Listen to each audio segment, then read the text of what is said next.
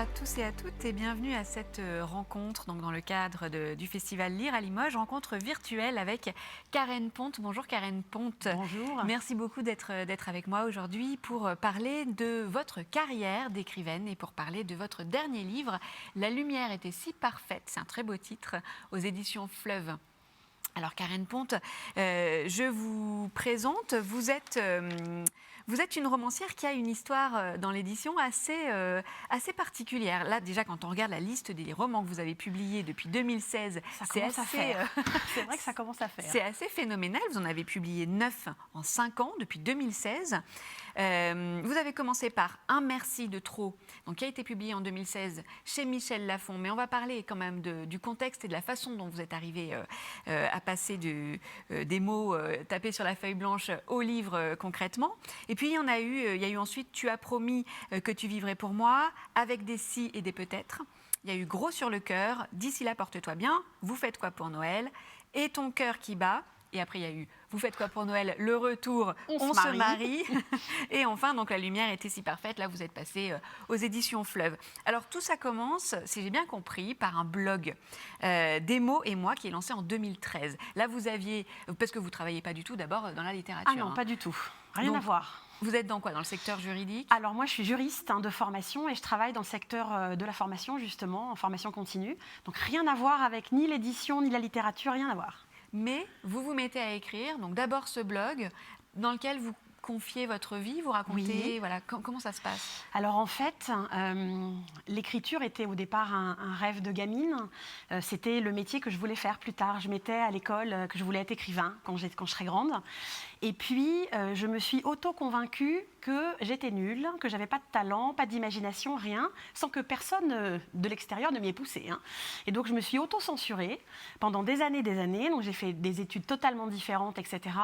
Mais j'avais toujours ce rêve au fond de moi d'écriture parce que je suis une grande lectrice et que je trouve ça tellement exceptionnel de faire ressentir des émotions par les mots. Et en 2013, en discutant en fait sur les réseaux sociaux, j'ai des copains qui m'ont dit mais franchement, tu devrais écrire un blog, je suis sûre que ça serait sympa, etc. Et en fait, ça m'a paru moins énorme comme chemin, moins illégitime. Et donc, j'ai ouvert ce blog, effectivement, en juin 2013. Et ça a tout déverrouillé, en fait. Ça veut dire que j'ai commencé à écrire un billet, 2, 3, puis 100, puis 200. Et puis, j'avais des retours et j'ai écrit des nouvelles. Et en fait, le verrou que j'avais mis toute seule à l'âge de 10 ans, s'est levé grâce à ce blog. Alors, on va parler de La lumière était si parfaite, donc ce nouveau roman avec une très jolie couverture. Merci. Ça fait plaisir de le montrer parce que ça. C'est vrai qu'elle est belle. C'est vrai, elle est très jolie. Et donc, c'est un livre qui, moi, j'aime bien parce que ça repose sur un modèle que je trouve inépuisable et que j'adore. C'est celui des narrations un peu de la comédie américaine ou de la rom-com avec. Oui. Ça va pas très bien, il se passe quelque chose. À un moment donné, il y a une déflagration dans la vie d'un personnage qui n'était pas vraiment parfaite au début. Et puis, on va vraiment faire en sorte que ça s'arrange. Là, elles vont partir en voyage. Oui. Et puis, il y a des éléments perturbateurs qui arrivent jusqu'à finalement une conclusion où, heureusement, c'est quand même un roman qui fait se sentir assez bien, donc on va pas spoiler en disant que ça se termine pas non plus trop mal. Qu'est-ce qui vous inspire quand vous écrivez? Est-ce que vous avez un modèle en tête? Est-ce que vous avez des films, des livres, des lectures ou des séries? Parce qu'on pense aussi, on va rentrer dans l'intrigue, mais on pense à Desperate Housewives, oui. On pense à... Il y a tout un imaginaire qui se développe quand on lit votre roman. Alors c'est plutôt une imagination du quotidien. Moi je trouve que c'est plutôt le quotidien qui va m'inspirer. Après, il y a 2 portes d'entrée. Soit je vais avoir un personnage qui va m'apparaître, soit j'ai une thématique que j'ai envie de traiter. Ça dépend complètement des romans. Là, il se trouve que pour celui-ci, j'avais envie de parler depuis un moment de cette question de la charge mentale, qui est un peu au cœur de l'histoire, et de toutes ces femmes qui, parce qu'elles pensent qu'elles sont dans cette obligation-là de tout prendre en charge au quotidien dans leur maison, finissent par s'oublier complètement elles-mêmes. Donc ça, c'est un sujet qui me tient à cœur depuis très longtemps. Et puis, j'ai combiné ça au hasard d'une discussion avec une copine autrice lors d'un salon. On se remémorait ce qu'on a connu lors de notre adolescence. Et on parlait de ces fameuses pellicules photos. On se rappelait de ces moments fébriles où on allait chez le photographe pour lui remettre une pellicule avec tout plein de photos qu'on avait prises pendant un voyage scolaire. Et quand on allait récupérer l'enveloppe, il n'y avait rien parce que toutes elles étaient ratées, surexposées, etc. Et en fait, on s'est dit, t'imagines, si chez toi, tu retrouves une vieille pellicule comme ça, abandonnée, de ce que tu pourrais trouver dedans. Et ça, j'ai trouvé que c'était hyper romanesque et j'ai combiné en fait la charge mentale et la pellicule photo. Donc pour ce roman, c'est né comme ça. Et là, c'est donc le personnage principal, c'est Meg, qui est femme au foyer. Elle a 2 enfants. Elle a une fille qui s'appelle Lali, qui est adolescente, et qui est une adolescente un petit peu compliquée, Oui. qui s'est renfermée sur elle-même et qui, depuis quelque temps, est devenue assez agressive avec sa mère. C'est ça, elle n'est pas très sympa. Elle n'est pas très sympa. Non. Voilà, vraiment, on n'a pas envie qu'on nous parle sur ce ton. Non, elle n'est pas très sympa. Voilà. Et elle a un petit garçon qui s'appelle Malone, et lui qui est tout mignon et qui, heureusement pour elle, voilà, il y a encore ce lien petit garçon à maman qui est très touchant dans le livre. Et cette femme, Meg, donc son mari est chef d'entreprise, elle s'occupe de la maison. Sa maman est morte 6 mois auparavant. Elle est encore très endeuillée, très triste de cette perte parce qu'elles étaient très proches toutes les deux. Même, on comprend qu'elle était fusionnelle avec sa mère, qu'elle lui racontait tout. Son père était mort quelques années auparavant. Et donc, cette femme... on voit qu'elle est triste et c'est normal, 6 mois après le décès de sa mère, mais il y a autre chose. Et là, on est près du burn-out maternel. Oui, c'est ça. Et qu'elle n'identifie pas du tout, en fait, parce qu'elle a l'habitude, depuis des années, de prendre tout en charge. Elle le dit d'ailleurs, elle a un carnet dans lequel elle note tout. Elle était très, finalement, working girl à la maison, presque. Et puis là, elle se rend bien compte que ces derniers temps, tout est beaucoup plus difficile. Elle a du mal à se lever, elle a du mal à rester concentrée, elle a du mal à s'organiser. Elle pleure pour tout et n'importe quoi. Et effectivement, même si elle sait bien que sa maman est partie, elle se rend bien compte qu'il n'y a pas que ça. Mais elle identifie assez mal, finalement, la raison de ce mal-être. Elle se met en colère alors qu'on lui propose de l'aide et elle ne comprend pas pourquoi elle se met en colère. Donc il y a vraiment tous ces sentiments, toutes ces émotions mêlées qu'elle a du mal à identifier, en tout cas au début du roman. Et en fait, vous montrez très bien toutes les petites violences qui lui sont faites au quotidien. Même, vous disiez à l'instant, quand on lui propose de l'aide, elle se met en colère. Oui. Mais en fait, vous l'expliquez parfaitement bien dans le livre. Son mari, qui est très gentil, qui veut très bien faire et qui est plein de bonne volonté, lui dit « Mais chérie, qu'est-ce que je peux faire pour t'aider ?» Et là, en fait, vous montrez que c'est pas normal qu'on lui propose de l'aide. Pourquoi de l'aide, en fait Et ça, alors c'était vraiment, je tenais vraiment à ce passage-là parce que j'ai entendu ça tellement de fois autour de moi, des copines qui me disent « Ah, mais il est tellement gentil, il m'aide. » Et je leur dis « Mais pourquoi est-ce qu'il t'aide ?» Ça sous-entend que c'est à toi de faire, en fait. Et on voit bien que c'est très insidieux dans le vocabulaire, finalement, comment on se prend une charge et on pense que c'est à nous de faire, alors qu'en réalité, pas du tout, quoi. Et Meg, elle se met en colère pour ça, au début. Et c'est son amie Romy qui lui dit « Mais t'as raison d'être en colère, il n'a pas à t'aider, il a à faire autant que toi, en fait. » Et là, c'est un peu une sorte de déclic. Elle se dit « Mais effectivement, après tout, pourquoi est-ce que c'est moi qui dois devoir tout gérer ?» Et c'est assez juste ce que vous disiez sur des sortes de petites violences ordinaires. Il lui dit « Est-ce que tu peux aller récupérer ma chemise ? J'en ai tellement besoin pour ce dîner. » Elle lui dit « Mais j'ai autre chose à faire. » Il dit « Ah, mais tu sais, vraiment, tu es la meilleure épouse que je puisse avoir. » Enfin, on voit bien comment c'est très insidieux, en fait, et comment, à un moment donné, elle ne peut plus, quoi. Elle est au bout et elle ne peut plus tout ça, parce que dans l'équation, elle a oublié une chose importante, c'est qu'elle est avant tout quelqu'un, une personne.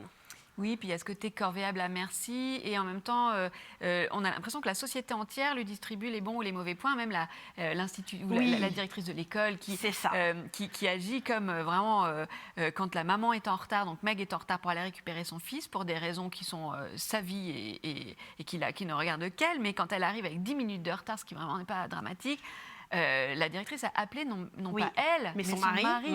Alors que, bon, elle dérange jamais le mari quand il s'agit de venir récupérer le petit parce qu'il a 39 de fièvre. Donc là, vous montrez, je trouvais que vous, avec beaucoup de finesse, vous pointiez une espèce de façon de penser qui a contaminé un peu l'ensemble de la société. Ah, mais exactement. Et alors ça, pour le coup, c'est tiré d'une vraie expérience de vie réelle, puisque...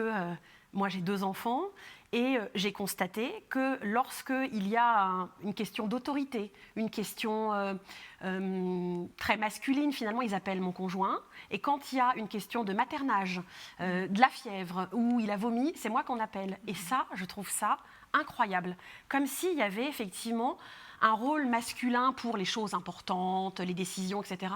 Et un rôle féminin pour toutes les petites choses du quotidien, de la santé. Et franchement, ça, je ne comprends pas en fait. Et je m'en suis servie pour le roman, effectivement, pour montrer que tout ça, ça conduit aussi les femmes à un moment donné à se sentir mal, parce que cette situation-là, elle n'est pas normale en fait, cette absence d'égalité dans les rôles, dans les tâches. Et donc je l'ai utilisée dans le roman, pour le coup, parce que c'est un peu du vécu. Et l'écriture pour la jeunesse, c'est quelque chose que vous explorez? J'en ai fait. J'ai un roman que j'ai fait qui est Gros sur le cœur, qui est un roman jeunesse qui traite du harcèlement scolaire. Donc c'est alors pour le coup le moins drôle de tous les romans que j'ai écrits. Oui, parce que ça c'est quelque chose que j'ai peut-être pas souligné suffisamment, mais c'est très drôle aussi. Oui, c'est léger, alors que Gros sur le cœur, beaucoup moins. J'ai adoré écrire ce roman, Gros sur le cœur, qui est un roman très particulier pour moi parce que j'ai moi-même vécu des situations de harcèlement et je me suis servi d'un certain nombre de scènes dans le roman pour y mettre de la sincérité. En fait, c'est ça qui m'intéressait, c'était de me dire, voilà, les émotions qu'elle ressent sont forcément des émotions vraies parce que je repars un peu de choses que moi j'ai pu vivre. Et ça a été un exercice que j'ai aussi beaucoup aimé et j'ai reçu un nombre de témoignages aussi qui m'a bouleversée parce que le nombre de gens qui m'ont raconté des horreurs qu'ils ont vécues, et ça c'est pareil, je pense que c'est un sujet qu'il faut verbaliser. Et j'aimerais beaucoup faire d'autres romans jeunesse parce que je trouve que les thématiques qu'on peut aborder dans ces romans-là sont tellement importantes. Toute cette construction de soi et la construction de son système de valeurs, etc. On peut faire ça dans les romans jeunesse et donc j'aimerais beaucoup en écrire d'autres. Ce serait super parce que c'est vrai que quand on lit ce texte, on le souhaite aussi à toutes les petites Lali qui sont en train de construire leur... qui sont mal dans leur peau. Qui sont mal dans leur peau, qui cherchent leur place de femmes, de jeunes femmes dans le monde, qui se positionnent par rapport à une mère qu'elles ont du mal à comprendre. Et je pense que vous avez aussi une voix pour ces lectrices-là, ces petites adolescentes quoi, qui sont difficiles à atteindre, qui sont carapatées quand même. Ah oui, c'est difficile. Et puis qui en plus... on a tous été adolescentes, c'est tout plein de rébellion, c'est une envie d'émancipation et en même temps une trouille pas possible. Enfin, c'est compliqué l'adolescence. Et en plus, quand on est une fille avec ce corps qui change, qui change pas dans le sens où on le voudrait forcément, qui attire des regards auxquels on n'est pas forcément préparé. Enfin, c'est vrai que c'est pas simple cette période-là. Et je crois qu'on a tout eu à un moment où on n'est pas forcément bien dans ses baskets. Et je pense que vous avez une plume qui vient justement se poser sur ces endroits-là et apporter quelque chose de très positif. Donc voilà, je redonne le titre et je montre la jolie couverture de La lumière était si parfaite chez Fleuve. Karen Ponte, vraiment c'est un livre qui nous donne envie aussi d'aller chercher les Romy qui sont dans nos vies ou peut-être nous-mêmes d'être une Romy, cette amie qui s'assume, qui cherche Mettons la des couleur. robes à fleurs. Alors moi je dis ça, la mienne est noire aujourd'hui, mais, mais moi j'ai mis au moins des pois. Mais oui, il faut mettre, il faut mettre de la couleur et surtout de l'énergie, de l'optimisme. En fait, voilà, Romy, c'est ça, c'est une boule d'énergie, une boule d'humour. Voilà, c'est la touche humour du roman pour le coup dans ses réparties. Qui est tellement nécessaire. Et puis il y a tellement de façons de mettre de la couleur aussi, pas forcément avec des robes à fleurs, mais ça peut être. C'est ce que nous montre Romy, c'est ce que nous montre le livre. Il y a tellement de façons d'aller chercher de la magie et de la vie. Donc voilà, je vous remercie Karen Ponte pour cet échange. Merci pour ce livre. La lumière était si parfaite. Et puis on a hâte de lire les prochains, puisque vous êtes partis, là, vous êtes débloqués. J'ai terminé une 3e comédie de Noël. Là. Donc j'ai terminé il y a 2-3 semaines. Donc voilà. On est impatients de lire. Merci encore. Merci à vous.